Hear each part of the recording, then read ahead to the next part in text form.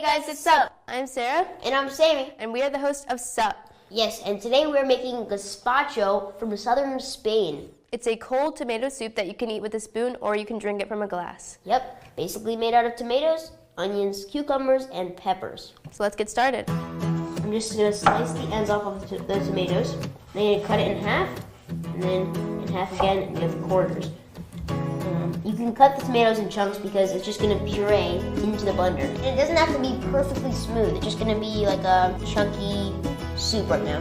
Now I'm going to peel the cucumbers and then cut them. I'm just going to cut the onion on both ends, like this. And then now I'm going to cut it in half. And then I'm going to take the outer layer off to get this shell off. And then now I'm just going to put it into nice big chunks because we're going to puree this. So it doesn't really matter how big or small they are. Now I'm going to cut the pepper.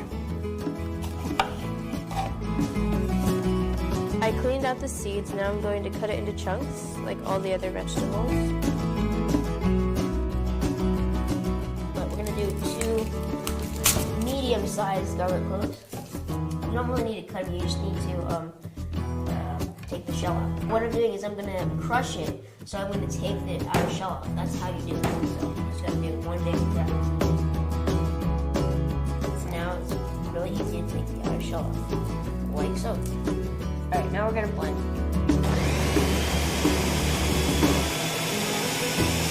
We're just going to blend it until everything is fully incorporated. Then now we're going to add the olive oil and the sherry vinegar.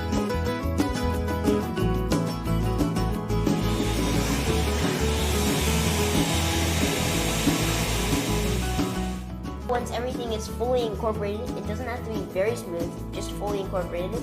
Now we're just going to sieve it. Put it in the sieve. Now I'm going to press it against the mesh strainer. And all the juices are going to run out.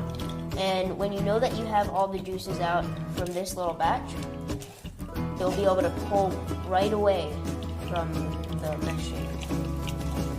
So once we've strained all of the gazpacho mixture, we put it in the fridge for 3 hours. We took it out and now we're going to try it.